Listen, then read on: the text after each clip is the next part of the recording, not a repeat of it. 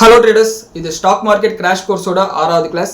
Already இந்த crash கோர்ஸில் நம்ம 5 கிளாஸை முடிச்சிட்டோம். அதாவது ஒரு கம்பெனி எப்படி உருவாகுது, அந்த கம்பெனி எப்படி ஷேர் மார்க்கெட்டுக்குள்ளார வருது, ஒன்ஸ் அது ஷேர் மார்க்கெட்டுக்குள்ளார வந்ததுக்கப்புறம் நாம் ஒரு பை ஆர்டரோ ஒரு செல் ஆர்டரோ போட்டதுக்கப்புறம் அந்த ஆர்டர் எப்படி டிரான்சாக்ஷன் ஆகுது, பணமோ ஷேரோ கை எப்படி மாறுது அப்படின்னு சொல்லிட்டு நம்ம பார்த்துருந்தோம். அண்ட் அது மட்டும் இல்லாமல் macro economic analysis, economic cycle, business life cycle, ஒரு செக்டாரை எப்படி அனாலிசிஸ் பண்ணுறது, ஒரு செக்டாரில் நல்ல கம்பெனி எப்படி செலக்ட் பண்ணுறதுன்றதை வரையும் பார்த்து முடிச்சிட்டோம். இப்போ ஒரு செக்டாரில் நீங்கள் நல்ல கம்பெனி செலக்ட் பண்ணி முடிச்சிட்டிங்க, 5வது கிளாஸில் செலக்ட் பண்ணி முடிச்சிட்டிங்க. இப்போ 6வது கிளாஸில் என்ன பார்க்க போகிறோன்னா, செலக்ட் பண்ண அந்த கம்பெனி வளர்ந்துட்டு இருக்கா, இல்லை ஸ்டாக்னண்ட்டாக இருக்கா, இல்லை விழுந்துட்டு இருக்கா, அதை நீங்கள் கண்டுபிடிச்சிங்கன்னா தான் உங்களோட இன்வெஸ்ட்மெண்ட் வந்து இதுக்கு மேலே வளரப்போதா இல்லை விழப்போதா அப்படின்னு சொல்லிட்டு உங்களால் கண்டுபிடிக்க முடியும். அப்போ தான் உங்களோட முதலீட்டுக்கு லாபத்தை எடுக்க முடியும். அதை தான் இந்த கிளாஸில் பார்க்க போகிறோம். அண்ட் இந்த கிளாஸை பாருங்கள். இந்த கிளாஸில் நீங்கள் புதுசாக ஏதாவது கற்றுக்கிட்டீங்கன்னு உங்களுக்கு தோணுச்சுன்னா, இந்த கிளாஸில் இருக்கக்கூடிய தகவல்கள் உங்களோட ட்ரேடிங் ஆர் இன்வெஸ்டிங் கெரியரில் உங்களுக்கு யூஸ்ஃபுல்லாக இருக்குன்னு உங்களுக்கு தோணுச்சுன்னா இந்த வீடியோக்கு லைக் கொடுங்க. அண்ட் இந்த கிளாஸில் நான் சொன்னது இல்லாமல் உங்களுக்கு ஏதாவது சந்தேகங்கள் இருக்கலாம், அப்படி இருந்துச்சுன்னா கீழே கமெண்ட்ஸில் பதிவிடுங்க. அதுக்கான கிளாரிஃபிகேஷனையும் டவுட்ஸையும் வந்து நான் கிளியர் பண்ணுறேன். அண்ட் அந்த டவுட்ஸ் வந்து எதிர்காலத்தில் வேறு யாருக்காவது வரலாம். அந்த கமெண்ட்ஸை படிக்கும்போது அவங்களுக்கும் வந்து அதுக்கான புரிதல் வந்து கிடைக்கிறதுக்கு வாய்ப்பு இருக்குது. ஸோ இந்த வீடியோவை உங்களை மாதிரி ஷேர் மார்க்கெட்டில் இருக்கக்கூடிய உங்களோட நண்பர்களுக்கு பகிருங்க. குறிப்பாக வந்து குழந்தைகளுக்கு வந்து இதை பகிருங்க. அவங்க ரொம்ப சின்ன வயசுலேருந்து இந்த மாதிரி ஃபினான்ஷியல் மார்க்கெட்டுக்குள்ளார வரட்டும். இப்போ வந்து நம்ம கிளாஸ்க்குள்ளார போகலாம். ஒரு கம்பெனி அனாலிசிஸ்ன்னு எடுத்துக்கிட்டோம்னா அதை வந்து 2 விதமாக பிரிக்கலாம். ஒன்று வந்து குவான்டிடேட்டிவ் அனாலிசிஸ், இன்னொன்று வந்து குவாலிட்டேட்டிவ் அனாலிசிஸ்.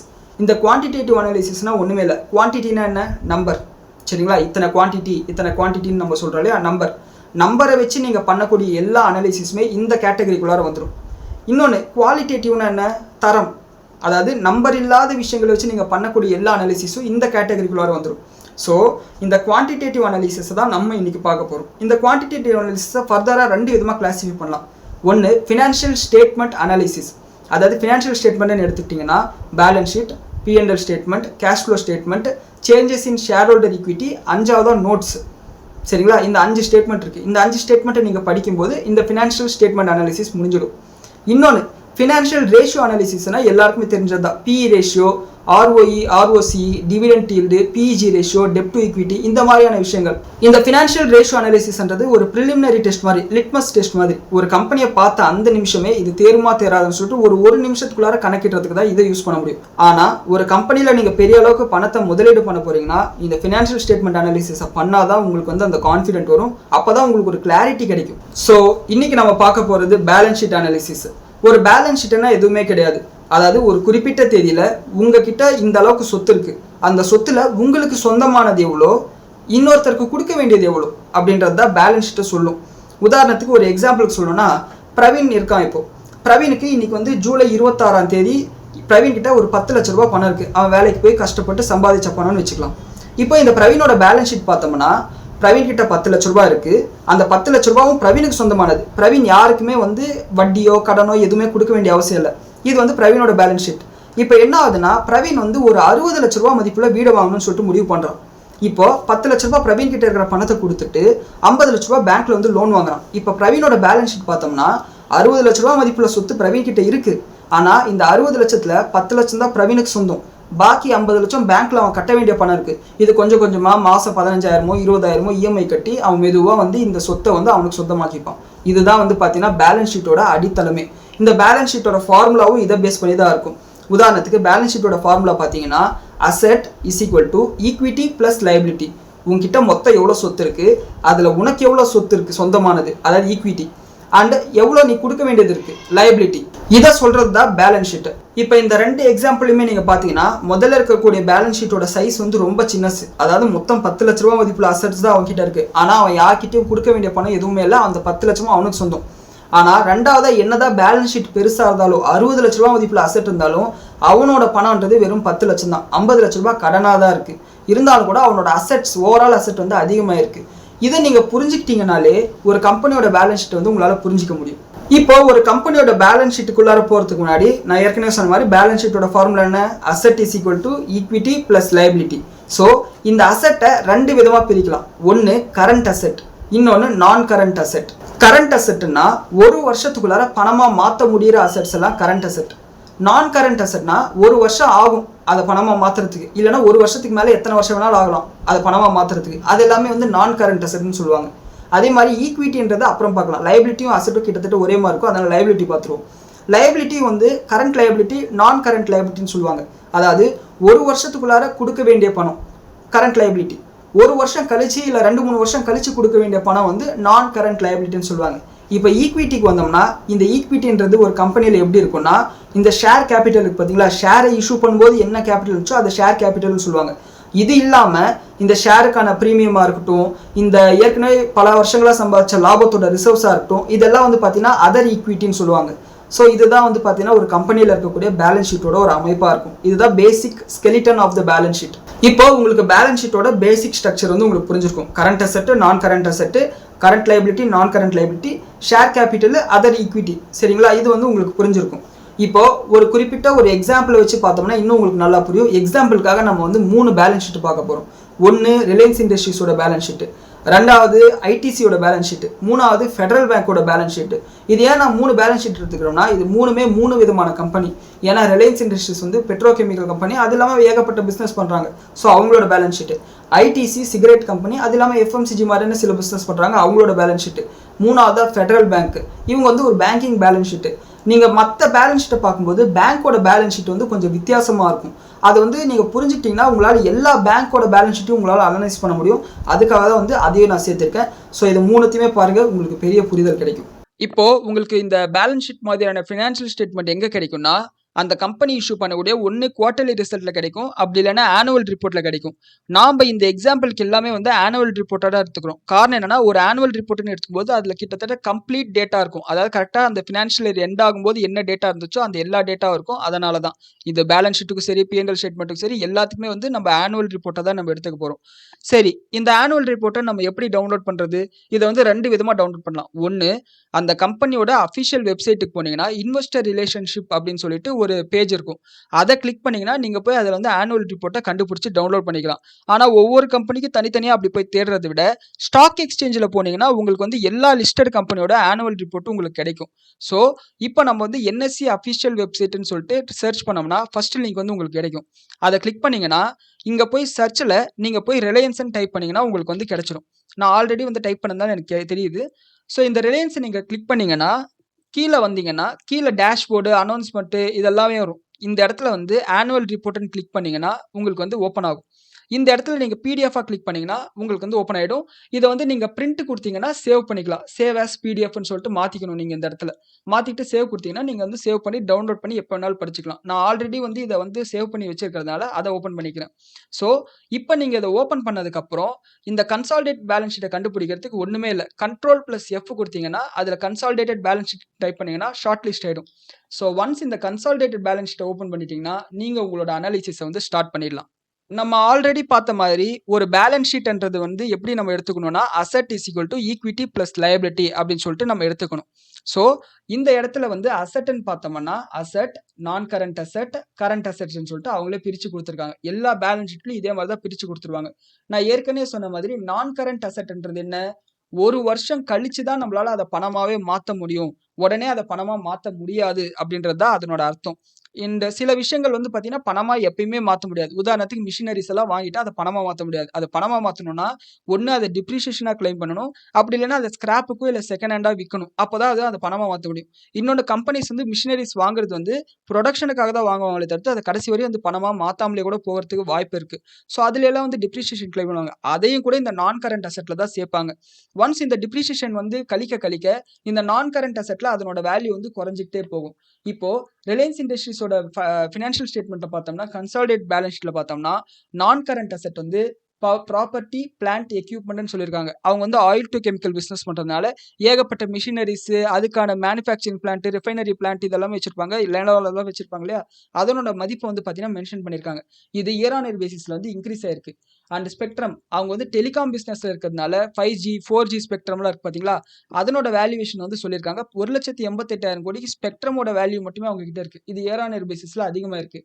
அண்ட் இன்டான்ஜிபிள் அசெட்ஸ்னா, இப்போ டேஞ்சிபிள் அசெட்ஸ்னா உங்கள் கையால் ஒரு விஷயத்தை தொட முடியும். இந்த டேபிள், சேர் இதெல்லாம் டேஞ்சிபிள் அசெட்ஸ். இது இன்டான்ஜிபிள்னா உங்களால் தொடவே முடியாது. அதாவது நீங்கள் படித்த பட்டம் இருக்குது பார்த்தீங்களா, அது வந்து இன்டான்ஜிபிள் அசெட்னு சொல்லலாம். காப்பி ரைட்டாக இருக்கட்டும், பேட்டன்ட்டாக இருக்கட்டும், லைசன்ஸாக இருக்கட்டும், இந்த ஸ்பெக்ட்ரம் எல்லாம் கூட கிட்டத்தட்ட இன்டான்ஜிபிளாக தான் இருக்கும். அது என்ன தொடவ முடியும் விஷயம்ன்ற மாதிரி தான். ஸோ இதை வந்து அந்த இடத்துல சேர்த்துப்பாங்க. அதே மாதிரி குட்வில்லும் வந்து பார்த்தீங்கன்னா இந்த குட்வில்ன்றது ஒரு நன்மதிப்பு அப்படின்னு சொல்றது, பிராண்ட் வேல்யூன்னு சொல்லுவாங்களே அது. அண்ட் கேபிட்டல் ஒர்க் இன் ப்ராக்ரஸ்னா இப்போ அவங்க வந்து வேற ஏதாவது ஒரு மேனுஃபேக்சரிங் பிளான்ட்டை கட்டிக்கிட்டு இருக்கலாம். அதுவும் வந்து பார்த்தீங்கன்னா நான் கரண்ட் அசெட் தான், ஒரு வருஷத்துக்குள்ளார பணமா மாற்ற முடியிற அசெட் இல்லை. ஆனால் அதுக்காக வந்து சில விஷயங்கள் வந்து வாங்கியிருப்பாங்க இல்லையா, அதை வந்து பார்த்தீங்கன்னா கேபிட்டல் ஒர்க் இன் ப்ராக்ரஸ்ன்னு சொல்லிட்டு சொல்லுவாங்க. ஸோ ஸ்பெக்ட்ரம் அண்டர் டெவலப்மெண்ட், இன்னமும் கூட நம்ம கைக்கு வர வேண்டிய ஸ்பெக்ட்ரம் இந்த அளவுக்கு இருக்குன்ற விஷயம், அண்ட் அதர் இன்டான்ஜிபிள் அசெட், இந்த மாதிரி ஒவ்வொரு விஷயத்துக்கும் வந்து நம்ம எக்ஸ்பிளைன் பண்ணிட்டே போகலாம். அது வந்து டைமை தான் அதிகப்படுத்தும். நீங்கள் இதில் குறிப்பாக தெரிஞ்சுக்க வேண்டியது பார்த்தீங்கன்னா உங்களுக்கு வித்தியாசமாக தெரியுது, இந்த டிட்டர்டு டேக்ஸ் அசெட்னு சொல்லிட்டு இருக்கு பார்த்தீங்களா, இது ஒன்றுமே கிடையாது. இந்த டிட்டர்டு டேக்ஸ் அசெட்னா போன வருஷம் உதாரணத்துக்கு நீங்களே வந்து எஃப்என்டோல ஒரு 1,00,000 ரூபாய் லாஸ் பண்ணிருக்கீங்கன்னு வச்சுக்கோங்களேன். இப்போ அந்த 1,00,000 ரூபாய் லாஸை அடுத்த வருஷம் நீங்க ஒரு 5,00,000 ரூபாய் லாபம் சம்பாதிச்சீங்கன்னா அந்த 1,00,000 ரூபாய் அந்த 5,00,000 ரூபாயில கழிச்சுக்கலாம். பாக்கி 4,00,000 ரூபாய்க்கு மட்டும் நீங்க டாக்ஸ் கட்டினா போதும் இல்லையா. அந்த மாதிரி இருக்கக்கூடிய அசெட்டை தான் இந்த டிட்டர்டு டேக்ஸ் அசெட்னு சொல்லுவாங்க. இது எல்லாமே வந்து பாத்தீங்கன்னா நான் கரண்ட் அசெட். இவங்க எப்போ லாஸ் பண்றாங்களோ அப்பதான் இதை வந்து பயன்படுத்த முடியும்ன்றது இந்த கான்செப்ட். அண்ட் கரண்ட் அசெட்னு பார்த்தோன்னா ஒரு வருஷத்துக்குள்ளார பணமா மாற்ற முடியாது. இன்வென்ட்ரியா இருக்கலாம், ஃபினான்ஷியல் அசெட், ஷார்ட் டேர்ம் இன்வெஸ்ட்மெண்ட்டா இருக்கலாம், ட்ரேட் ரிசீவபிள்ஸ், அதாவது இவங்க கிரெடிட்ல ஏதாவது பொருளை வித்துட்டு அதுக்கான பணம் வந்து ஒரு 30 நாள்லயோ 60 நாள்லயோ அவங்க வசூல் பண்ணுவாங்களே அதை வந்து ட்ரேட் ரிசீவபிள்னு சொல்லுவாங்க. கேஷ் லோன், ஃபினான்ஷியல் அசெட், இதெல்லாம் வந்து பார்த்தீங்கன்னா நான் கரண்ட் அசெட். இது வந்து பார்த்தீங்கன்னா அசெட் சைடு. அண்ட் அடுத்து பார்த்தீங்கன்னா ஈக்விட்டி சைடு. இந்த ஈக்விட்டியை வந்து பார்த்தோம்னா asset is equal to equity plus liability, A is equal to equity plus liability. இதுதான் வந்து பார்த்தீங்கன்னா பேலன்ஸ் ஷீட்டோட ஃபார்முலா. ஸோ ஈக்விட்டி பார்த்தோம்னா ஈக்விட்டி ஷேர் கேபிட்டல். இந்த ஈக்விட்டி ஷேர் கேபிட்டல்ன்றது எப்படி கணக்கு போடுவாங்கன்னா, இப்போ ரிலையன்ஸ் இண்டஸ்ட்ரீஸ்க்கு உட ஃபேஸ் வேல்யூ பார்த்தீங்கன்னா 10 ரூபாய். அவங்களோட ஓவரால் ஷேர்ஸ் பார்த்தீங்கன்னா 1353 கோடி ஷேர்ஸ் இருக்கு. 1353 கோடி ஷேர்ல ஒரு ஷேரோட ஃபேஸ் வேல்யூ 10 ரூபான்னு வச்சோம்னா 13,530 கோடி ரூபாய் அளவுக்கு இவங்க கிட்ட ஷேர் கேபிட்டல் இருக்கு. இப்போ உங்களுக்கு ஒரு சந்தேகம் வரலாம், சார் ஃபேஸ் வேல்யூ வந்து 10 ரூபாய் தான், இருந்தாலும் நம்ம ஐபிஓல அப்ளை பண்ணும்போது 100 ரூபாய் 200 ரூபாய் கொடுத்து வாங்குறமே, அந்த பணம் எங்க போகும்னு கேட்டீங்கன்னா அதெல்லாம் வந்து பார்த்தீங்கன்னா ப்ரீமியம், ஷேர் ப்ரீமியம்னு சொல்லுவாங்க. ஃபேஸ் வேல்யூ 10 ரூபாய் தான், இருந்தாலும் அந்த 10 ரூபாய் ஷேரை வந்து நீங்க ப்ரீமியம் கொடுத்து வாங்குறீங்கன்னு சொல்லிட்டு கணக்கு. அந்த பணம் எங்க போனீங்கன்னா இந்த அதர் ஈக்விட்டி அப்படின்றதுல போகும். இந்த அதர் ஈக்விட்டியில ஷேர் ப்ரீமியம் சேரும், அவங்க போன வருஷம் சம்பாதிச்ச பணத்தோட ப்ராஃபிட் இருக்கு பார்த்தீங்களா, ரிசர்வ்ஸ், அதெல்லாம் இதுல சேரும். நீங்க ப்ராஃபிட்ல கூட பார்த்தீங்கன்னா அந்த ப்ராஃபிட் வந்து பேலன்ஸ் ஷீட்டுக்கு டிரான்ஸ்ஃபர் பண்ணிட்டோம் அப்படின்ற மாதிரி வந்து ஒரு ஸ்டேட்மெண்ட் இருக்கும். அது எல்லாமே வந்து இந்த இடத்துல தான் சேரும். இந்த நான் கண்ட்ரோலிங் இன்ட்ரெஸ்ட் அப்படின்னா என்ன சார் அப்படின்னு கேட்டீங்கன்னா, இது வந்து நிறைய பேருக்கு வந்து ஒரு குழப்பத்தை வந்து உண்டாக்கும். என்னன்னா, இப்போ என்கிட்டயே வந்து ஒரு பிஸ்னஸ் இருக்கு, அது வந்து அதனோட வேல்யூஷன் வந்து ஒரு 1000 கோடின்னு வச்சுப்போம். இப்போ அம்பானி வந்து அதை வாங்க வராரு. ஆனா இந்த பிசினஸ்ல வேற ஒருத்தருக்கு ஷேர் இருக்கு, இதுல என்னோட பார்ட்னர் இருக்காருன்னு வச்சுப்போம். அவர் வந்து அம்பானிக்கு ஷேர் விற்கிறது இல்ல. நான் என்னோட 50% 500 கோடி ரூபாய் வாங்கிட்டு கொடுத்துட்றேன். பாக்கி இருக்கக்கூடிய 500 கோடி ரூபாய் வந்து அவர் கொடுக்கறது இல்ல. ஸோ இப்போ இந்த பாக்கி இருக்கக்கூடிய 500 கோடி ரூபாய் ரிலையன்ஸ் இண்டஸ்ட்ரீஸோட ஷேர் ஹோல்டர்ஸுக்கு சொந்தம் கிடையாது. அதை தான் இந்த நான் கண்ட்ரோலிங் இன்ட்ரெஸ்ட்னு சொல்லுவாங்க. ஆனா ஃபினான்ஷியல் ஸ்டேட்மெண்ட்டை ப்ரிப்பேர் பண்ணும்போது இதையும் நீங்க வந்து ஈக்விட்டியில சேர்த்து தான் ஆகணும். ஸோ அதனால தான் இதை சேர்த்துருக்காங்க. ஸோ ஓவராலாக இவங்களோட அசெட்ஸ்ன்னு பார்க்கும்போது இவங்களோட ஈக்விட்டி வந்து 10,85,000 கோடியா இருக்கு. அண்ட் அடுத்து லயபிலிட்டிஸ்ன்னு பார்த்தோம்னா அதே நான் கரண்ட் லைபிலிட்டிஸ், ஒரு வருஷத்துக்கு கழிச்சு கொடுக்க வேண்டிய கடன்கள், கொடுக்க வேண்டிய பணம், அதை வந்து பார்த்தீங்கன்னா நான் கரண்ட் லைபிலிட்டின்னு சொல்லுவாங்க. ஒரு வருஷத்துக்கு உள்ளாரே கொடுக்க வேண்டிய பணம், ஷார்ட் டேர்மில் அது கொடுக்க வேண்டிய அவசியம் வரும் அப்படின்னு சொல்றது வந்து பார்த்தீங்கன்னா கரண்ட் லைபிலிட்டிஸ்ன்னு சொல்லுவாங்க. அண்ட் இதுலேயே வந்து பார்த்தீங்கன்னா borrowings, lease liability, deferred payment liability, இந்த மாதிரி ஏகப்பட்டது இருக்கும். டிட்டர்டு டேக்ஸ் லைபிலிட்டி அப்படியே அந்த டிட்டர்டு டேக்ஸ் அசெட்ஸுக்கு அகேன்ஸ்டான ஒரு விஷயம், நேர் ஆப்போசிட். அண்ட் அதெல்லாம் இல்லாமல் ப்ரொவிஷன்ஸ், நம்ம ப்ரொவிஷன்ஸை பற்றி உங்களுக்கு தெரியும், அதாவது வரக்கூடிய செலவுகள்னு சொல்லிட்டு அதுக்கான பணத்தை எடுத்து வைக்கிறதா ப்ரொவிஷன். அதாவது இந்த பணம், இந்த செலவு வந்து கண்டிப்பாக வரும், அடுத்த மாதம் வந்து கண்டிப்பாக நான் வந்து பைக்குக்கு சர்வீஸ் பண்ணியே ஆகணும்னு சொல்லிட்டு ஒரு 2,500 ரூபாய் எடுத்து வச்சோம்னா, 1,500 ரூபாய் எடுத்து வச்சோம்னா அது வந்து பார்த்தீங்கன்னா ப்ரொவிஷன் சொல்லுவாங்களே, அந்த மாதிரி எடுத்து வச்சிருக்கக்கூடிய பணம், இது எல்லாமே வந்து பார்த்தீங்கன்னா லைபிலிட்டிஸில் சேரும். இப்போ ஒரு இன்வெஸ்டரா நாம பார்க்க வேண்டிய விஷயம் என்னன்னு கேட்டிங்கன்னா, இந்த அசெட்ஸ் வந்து வளர்ந்துக்கிட்டே இருக்கணும், அதே மாதிரி லைபிலிட்டிஸ் வந்து குறைஞ்சிக்கிட்டே இருக்கணும், அதே மாதிரி கரண்ட் அசெட் வந்து அதிகமாக இருக்கணும் கரண்ட் லைபிலிட்டிஸை விட. அப்போதான் வந்து பார்த்தீங்கன்னா திடீர்னு ஒரு பண தேவை ஏற்பட்டால் கூட இந்த கரண்ட் அசெட்ஸை வச்சு இவங்களுக்கு வந்து கொடுக்க முடியும். அண்ட் அது மட்டும் இல்லாமல் இந்த ஈக்விட்டி வந்து இன்க்ரீஸ் ஆகிட்டே இருக்கணும், இந்த டோட்டல் ஈக்விட்டி வந்து இன்க்ரீஸ் ஆகிக்கிட்டே இருக்கணும். அதுவும் வந்து பார்த்தீங்கன்னா ஒரு பாசிட்டிவான விஷயம். கம்பெனிக்குள்ள இருக்கக்கூடிய ஷேர் ஹோல்டர்ஸோட சொத்து மதிப்பு வந்து இன்க்ரீஸ் ஆகிட்டே இருக்கு. அதாவது நான் ஃபர்ஸ்ட் சொன்னேன் பார்த்தீங்களா, 50 லட்சம் வந்து 60 லட்ச ரூபாய் வீட்டில், 10 லட்ச ரூபாய் அவனுக்கு சொந்தம், 50 லட்ச ரூபாய் கடன் இருக்கு. அடுத்த வருஷம் பார்க்கும்போது இந்த 10 லட்சம்ன்றது 15 லட்ச ரூபாய் சொந்தமா இருக்கணும், 5 லட்ச ரூபாய் கடன் அவன் தீர்த்துட்டான் அப்படின்னு இருக்கணும். அதுதான் வந்து பார்த்தீங்கன்னா பேலன்ஸ் ஷீட்டோட ஹெல்த்தியான ஒரு பொசிஷன் சொல்லிட்டு சொல்லலாம். கடன் கம்மியா இருக்கு, அசெட் வந்து அதிகமா இருக்கு அப்படின்னு சொல்லிட்டு சொல்லலாம். ஸோ ஈக்விட்டி வந்து பார்த்தீங்கன்னா அதிகமாயிட்டே இருக்கணும், அது வந்து பார்த்தீங்கன்னா ஒரு ஹெல்த்தியான சைனா இருக்கு. இப்போ இவங்களோட அசெட்ஸ்ன்னு பார்த்தோம்னா போன வருஷம் வந்து பார்த்தீங்கன்னா 19,50,000 கோடி அளவுக்கு இருந்திருக்கு. அதாவது 19,50,000 கோடி. இந்த வருஷம் வந்து பார்த்தீங்கன்னா 21,78,000 கோடி அளவுக்கு இருக்கு. அதாவது 21, 78, 140 மைனஸ் 19, 50, 121 போட்டோம்னா மொத்தம் இவங்களோட அசெட் வந்து 2,28,000 கோடி அளவுக்கு இன்க்ரீஸ் ஆயிருக்கு. இது ஓவராலா பார்க்கும்போது சூப்பர், ஓகே 2 லட்சம் கோடி அளவுக்கு அசெட்ஸ் இன்க்ரீஸ் ஆயிருக்கா அப்படின்னு சொல்லிட்டு உங்களுக்கு தோணும். ஆனா அதே சமயம் இந்த பக்கம் ஈக்குவல் டுக்கு இந்த பக்கம் வந்து பார்த்தோம்னா இவங்களோட லைபிலிட்டிஸ் எவ்வளவு இன்க்ரீஸ் ஆயிருக்குன்னு சொல்லிட்டு நம்ம பார்க்கணும். இவங்களோட லைபிலிட்டிஸ் பார்த்தோம்னா டோட்டல் லைபிலிட்டிஸ் பார்த்தோம்னா இதுதான். இந்த டோட்டல் லைபிலிட்டிஸ் பார்த்தோம்னா 10, 92, 274 மைனஸ் 940,495 அப்படின்னு பார்த்தோம்னா இந்த 2,28,000 கோடியில கடன் வாங்கி உருவாக்குன சொத்து தான் 1,51,000 கோடி. பாக்கி இருக்கக்கூடிய ஒரு 77,000 கோடி அளவுக்கு தான் இவங்க வந்து ஈக்விட்டியில சேர்த்திருக்காங்க. அதாவது இந்த இடத்துல சேர்த்திருக்காங்க. அப்போ இவங்க வந்து புதுசா உருவாக்குன சொத்தை விட கடன் வாங்கி உருவாக்குன சொத்து தான் அதிகம். ஸோ இதுதான் வந்து பார்த்தீங்கன்னா ரிலையன்ஸ் இண்டஸ்ட்ரீஸோட பேலன்ஸ் ஷீட்டை அனலைசிஸ் பண்ற விதம். இதுல முக்கியமா நீங்க ஒரு விஷயத்த பார்க்கலாம். இந்த இடத்துல நோட்ஸ்ன்னு இருக்கு, இது என்னன்னு சொல்லிட்டு. இந்த நோட்ஸ்ன்னு இருக்கக்கூடிய இடம் வந்து பார்த்தீங்கன்னா இந்த நம்பருக்கு பின்னாடி இருக்கக்கூடிய கதை. உதாரணத்துக்கு இந்த கேபிட்டல் ஒர்க் இன் ப்ராக்ரஸ், நாங்க வந்து சில கன்ஸ்ட்ரக்ஷன் ஒர்க்ல இருக்கோம் அப்படின்னு சொல்லிட்டு சொன்னாங்கன்னா என்னப்பா கன்ஸ்ட்ரக்ஷன் ஒர்க், எவ்வளோ அதுக்கு வச்சிருக்கீங்கன்னு சொல்லிட்டு கேட்பாங்கல்ல ஷேர் ஹோல்டர்ஸ். அதை எக்ஸ்பிளைன் பண்ணக்கூடிய ஒரு விஷயம் தான். இதை தான் வந்து பார்த்தீங்கன்னா நம்ம 5வது ஸ்டேட்மெண்ட்டா சொன்னோம். அதாவது இந்த நோட்ஸை வந்து நீங்க கீழே வந்தீங்கன்னா இருக்கும், இது இப்படியே ஸ்க்ரோல் பண்ணி கீழே வந்தீங்கன்னா பாத்தீங்களா, இதுதான் வந்து பாத்தீங்கன்னா நோட்ஸ்னு சொல்லுவாங்க. இந்த நோட்ஸ்ல கேபிட்டல் ஒர்க் இன் ப்ராக்ரஸ் அப்படின்னு சொல்லிட்டு இருக்கா. இந்த கேபிட்டல் ஒர்க் இன் ப்ராக்ரஸ்ல 30,853 கோடி ரூபாய் அளவுக்கு ப்ராஜெக்ட் டெவலப்மெண்ட் எக்ஸ்பெண்டிச்சர் நாங்கள் பண்ணியிருக்கோம். அண்ட் அது மட்டும் இல்லாமல் 37,000 கோடி ரூபாய் அளவுக்கு construction material, capital good inventory எல்லாம் வச்சிருக்கோம்னு சொல்லிட்டு இந்த மாதிரி பேலன்ஸ் ஷீட்ல இருக்கக்கூடிய ஒவ்வொரு விஷயத்துக்குமான எக்ஸ்பிளனேஷன் வந்து இந்த நோட்ஸ்ல வந்து நமக்கு கொடுத்துருப்பாங்க. இந்த நோட்ஸை பார்க்கும்போது ஒவ்வொரு நம்பருக்கு பின்னாடி இருக்கக்கூடிய கதையை வந்து நம்மளால புரிஞ்சுக்க முடியும். ஒரு பேலன்ஸ் ஷீட்ல நம்ம இப்போ என்னென்ன ஃபோக்கஸ் பண்ணணும், அசெட்ஸ் வளர்ந்துகிட்டே இருக்கா, அசெட் வளரும் போது ஈக்விட்டி வளருதா இல்ல லைபிலிட்டி வளருதான்னு பார்க்கணும். அதே மாதிரி கரண்ட் அசெட் கரண்ட் லைபிலிட்டி விட அதிகமா இருக்கான்னு பார்க்கணும். அப்பதான் வந்து பாத்தீங்கன்னா திடீர்னு ஒரு பணம் வந்து பணத்தோட தேவை வரும்போது, அதாவது இப்போ கடன் கொடுத்தவன் வந்து இல்ல சப்ளையரோ எவனோ ஒருத்தன் உடனே பணத்தை எடுத்து வைன்னா நம்ம கிட்ட இருக்கிற பணத்தை எடுத்து நம்மளால கண்டிப்பா விற்க முடியணும். அதுதான் வந்து பாத்தீங்கன்னா ஒரு ஹெல்த்தியான பேலன்ஸ் ஷீட். இல்ல என்கிட்ட வந்து ஒரு கோடி ரூபாய் மதிப்புள்ள வீடு இருக்கு அப்படின்னு சொல்றான் ஒருத்தன், ஆனா கையில 10,000 ரூபாய் தான் இருக்குன்னா 25,000 ரூபாய்க்கான செலவு வந்து அவன் என்ன பண்ணுவான், பாக்கி இருக்கிற 15,000க்கு அப்போ போய் கடன் வாங்க வேண்டியதா இருக்கும். ஸோ அந்த மாதிரி இருந்துச்சுன்னா அது ஹெல்த்தியான பேலன்ஸ் ஷீட் கிடையாது. Always you should have sufficient liquidity. அதை தான் வந்து பார்த்தீங்கன்னா கரண்ட் அசெட் வந்து உங்களுக்கு வந்து காமிக்கும். ஸோ இதுதான் வந்து பார்த்தீங்கன்னா ஒரு பேலன்ஸ் ஷீட்டை அனலைசிஸ் பண்ற விதம். ஸோ அடுத்து வந்து பார்த்தீங்கன்னா ஐடிசியோட பேலன்ஸ் ஷீட். இந்த ஐடிசியோட பேலன்ஸ் ஷீட்டும் கிட்டத்தட்ட ரிலையன்ஸ் இண்டஸ்ட்ரீஸோட பேலன்ஸ் ஷீட் மாதிரி தான் இருக்கும். காரணம் இவங்களும் ஒரு ரா மெட்டீரியலை வாங்கி அதை வந்து ஃபினிஷ்டு கூட மாற்றி அதை விற்கிறாங்க. ஸோ மேனுஃபேக்சரிங் கம்பெனின்றதுனால இவங்களோட பேலன்ஸ் ஷீட் கிட்டத்தட்ட அதே மாதிரி தான் இருக்கும். ஸோ இதில் ஒவ்வொரு விஷயத்தையும் நம்ம எக்ஸ்பிளைன் பண்ண வேண்டியதில்லை. ஸோ அதே மாதிரி இதில் இருக்கக்கூடிய கதைகள் எல்லாம் வந்து இந்த நோட்ஸில் போய் பார்த்தீங்கன்னா உங்களுக்கு தெரியும். இப்போ நம்ம ஒரு இன்வெஸ்டராக பார்க்க வேண்டியது இவங்களோட அசெட் வளர்ந்துருக்கு, அண்ட் அதே மாதிரி இவங்களோட அசெட் வளர்ந்துருக்கிற பட்சத்தில் ஈக்விட்டி வளர்ந்துருக்கா இல்லை லைபிலிட்டி வளர்ந்துருக்கா, அதாவது அவனா சம்பாதிச்ச பணத்தை வச்சு சொத்தை வாங்கியிருக்கானா இல்லை கடன் வாங்கி வாங்கியிருக்கானான்னு சொல்லிட்டு கண்டுபிடிக்கணும். ஸோ அதை வச்சு தான் நம்ம இந்த பேலன்ஸ் ஷீட்டை கணக்கிட போகிறோம். இப்போ இவங்களோட ஓவரால் அசெட்னு பார்த்தோம்னா 93,792, அதாவது இந்த வருஷம் 93,792 மைனஸ் போன வருஷம் 88,090, அதாவது 5,702 கோடி ரூபாய் அளவுக்கு அசெட்ஸ் வந்து வளர்ந்துருக்கு. ஓகே, நல்ல விஷயம். அதே சமயம் ஈக்விட்டி எவ்வளோ வளர்ந்துருக்குன்னு பார்க்கணும். ஈக்விட்டி எவ்வளோ வளர்ந்துருக்கு, 72,873 மைனஸ் 70,398. ஈக்விட்டி வந்து வெறும் 2,475 கோடி தான் வளர்ந்துருக்கு. ஸோ லைபிலிட்டி நம்ம கணக்கு போட வேண்டிய அவசியமே இல்லை. அதாவது 5,702 மைனஸ் 2,475 பார்க்கும்போது பாக்கி 3,227 கோடி ரூபாய் வந்து கடன் வாங்கி தான் இவங்க வந்து சொத்தை உருவாக்கியிருக்காங்க. இது கடன்ன்றது பேங்க்ல தான் வாங்கணும் இல்லை, சப்ளையர் கிட்ட இருந்து கூட வந்து கூட்ஸ் வந்து கிரெடிட்டா வாங்கலாம். ஸோ அன்னைக்கு மார்ச் 31ஆம் தேதி எனக்கு இவங்களோட பேலன்ஸ் ஷீட்ல கிட்டத்தட்ட 3,227 கோடி ரூபாய் அளவுக்கு இவங்களோட லைபிலிட்டிஸ்னால தான் இவங்களோட அசெட் வந்து பெருசா இருக்கு. அண்ட் இதுல முக்கியமா நீங்க கணக்கிட வேண்டியது என்னன்னா, இந்த அதர் ஈக்விட்டி எதனால பெருசாகலைன்னா இவங்க வந்து டிவிடெண்ட் கொடுத்துக்கிட்டே இருக்காங்களே, அதிகமான டிவிடெண்ட் கொடுத்துக்கிட்டே இருக்காங்க. ஸோ அதன் காரணமா இந்த அதர் ஈக்விட்டி வந்து குறைஞ்சிக்கிட்டே இருக்கும். இது வந்து changes in share holder equity இருக்கு பாத்தீங்களா, அந்த ஸ்டேட்மெண்ட்டை நான் எக்ஸ்பிளைன் பண்ணும்போது உங்களுக்கு புரிஞ்சிடும்.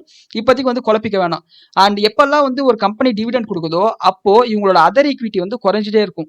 அண்ட் ஈவன் தோ இவங்க டிவிடெண்ட் கொடுத்த பிறகும் கூட கிட்டத்தட்ட 2,475 கோடி ரூபாய் அளவுக்கு பார்த்தீங்கன்னா இவங்களோட அதர் ஈக்விட்டி வந்து இன்க்ரீஸ் ஆயிருக்கு. இது ஒரு பாசிட்டிவான விஷயமா பார்க்கப்படுது.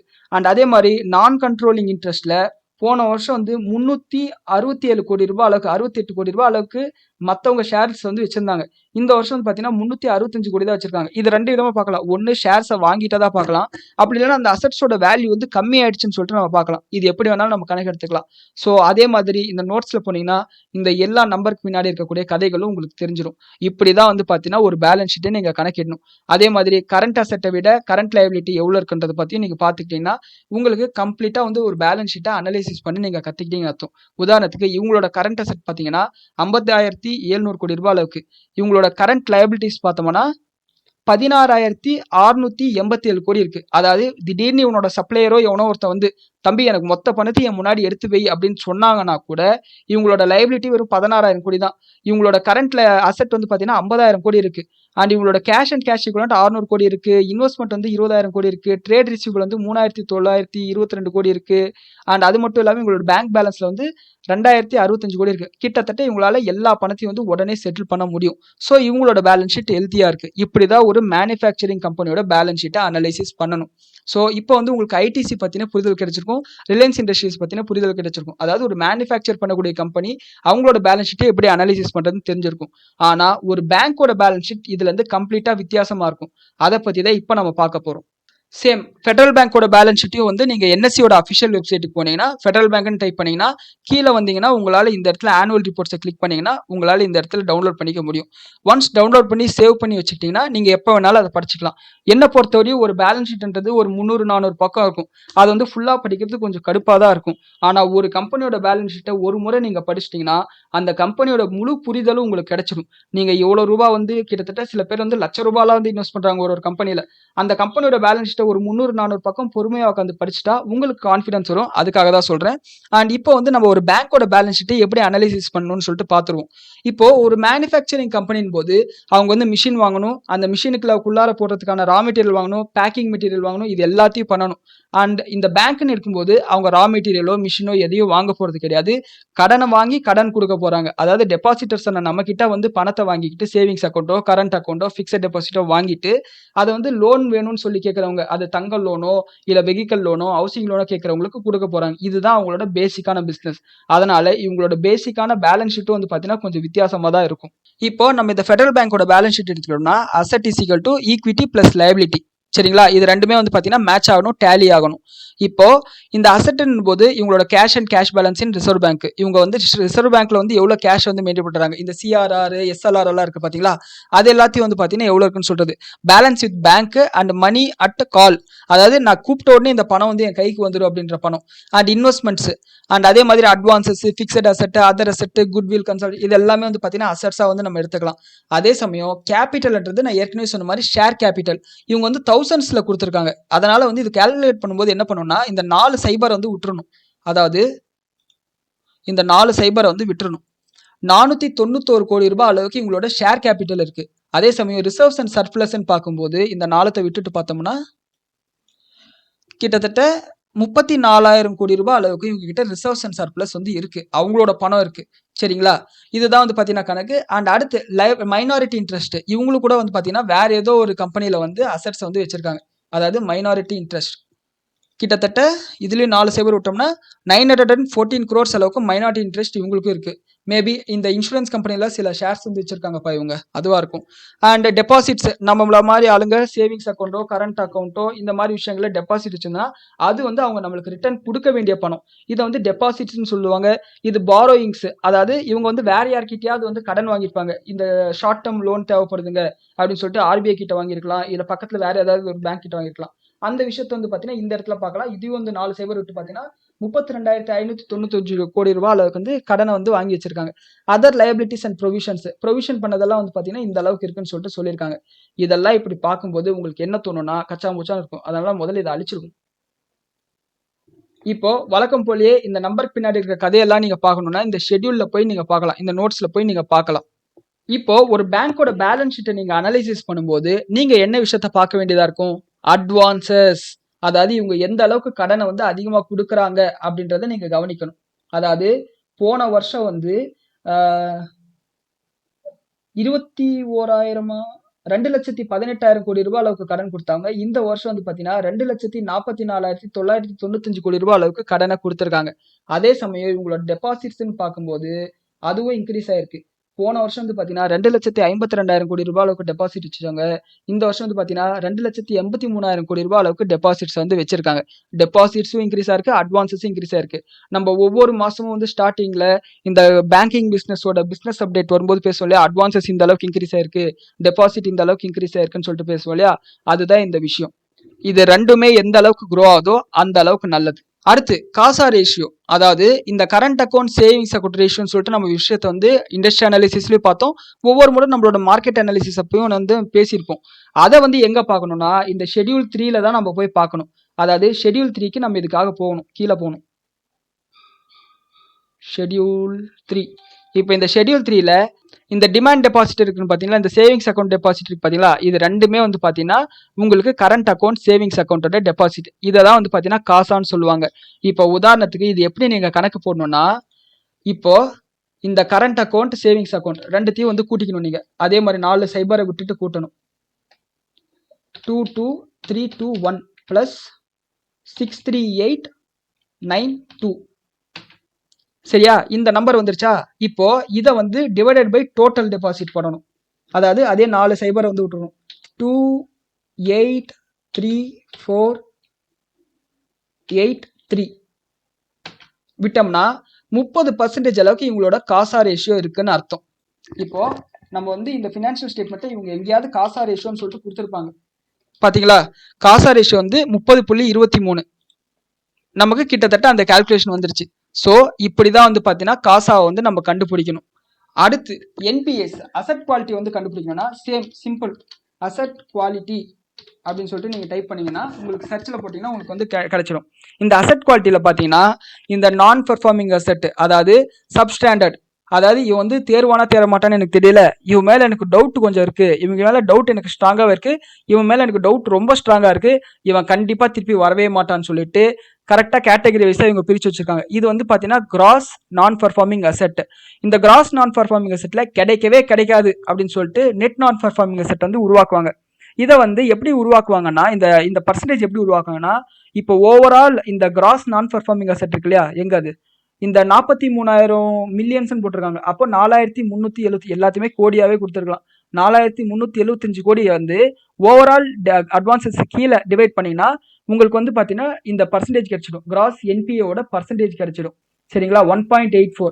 அதே மாதிரி இந்த நெட் என்பிஏ இந்த 1040 கோடியை வந்து அந்த ஓவரால் நெட் அட்வான்சஸ் மேலே போட்டிங்கன்னா 0.44% அளவுக்கு இவங்களோட நெட் என்பிஏ இருந்துடும். இந்த நெட் என்பிஏ கிராஸ் என்பிஏ வந்து நீங்கள் வந்து இந்த அளவுக்கு வந்து தேட வேண்டிய அவசியம் இல்லை. அவங்களே வந்து பார்த்தீங்கன்னா எடுத்த உடனே கொடுத்துருவாங்க. ஏன்னா இன்வெஸ்டர்ஸ் வந்து இதை தான் வந்து பார்ப்பாங்க அப்படின்னு சொல்லிட்டு அவங்களுக்கும் தெரியும். ஸோ அதை வச்சு நம்ம பார்த்துக்கலாம். ஸோ இதை தான் வந்து பார்த்தீங்கன்னா ஒரு பேங்கிங்கோட பேலன்ஸ் ஷீட்டை பார்க்கும்போது நம்ம பார்க்க வேண்டிய முக்கியமான விஷயங்கள். அஃப்கோர்ஸ் இது இல்லாமல் வந்து பார்த்தீங்கன்னா இந்த ஷேர் கேபிட்டல், அதாவது இந்த ஷேர் ஹோல்டர்ஸ் கேபிட்டல் வந்து இன்க்ரீஸ் ஆயிருக்கா, அந்த அதர் ரிசோர்ஸ் இருக்கு பார்த்தீங்களா, அது இன்க்ரீஸ் ஆயிருக்குன்னு சொல்லிட்டு நம்ம வந்து பார்த்துக்கணும்.